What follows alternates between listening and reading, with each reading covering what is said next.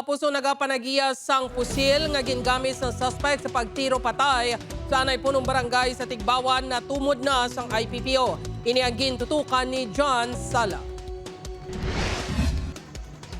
Natumod na sa Iloilo Police Provincial Office kung sino nagapanag-iya sang pusil na gingamit ni John Castro Jr. Ang sospek sa pagtiro patay kay Anay San Rafael Tigbawan Iloilo punong barangay Giovanni Triste. Makapila ka beses gitinguan sa news team ay batuan sa tagpamaba sang IPPO nga si Major Rolando Aranyo kung sino ang nagapanag-iya sini. Apang nagpakatig ang natungdan bilang pagsunod kuno sa ilang protokol.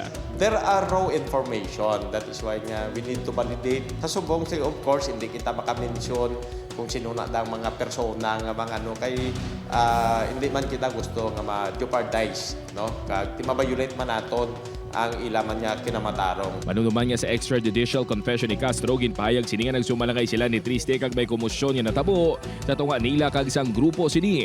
Iniman ang rason nga aksidente sini nga natiruhan si Triste gamit ang pusiles ang upod sini. Apang sa statements ang pamilya sang biktima, si Castro mismo ang nagtiro sa biktima gamit ang pusil nga iyadala. Sandig sa autopsy report, ito kapatal nga pila sa naangkon sang biktima lakip ang igo sini sa heart, colon kag baga. Sa karon hilway pa si Castro, apang nagpasalig naman ang IPPO nga hugot ang ila pagmonitor sa iya. Ginamonitor siya kung diin, no? Kag kung ano pagkitang iban niya sining activity. So we will wait na lang, no? After nga ano naton, makapta na, no? Hopefully ang warrant of arrest para nga ma-serve naton sa iya.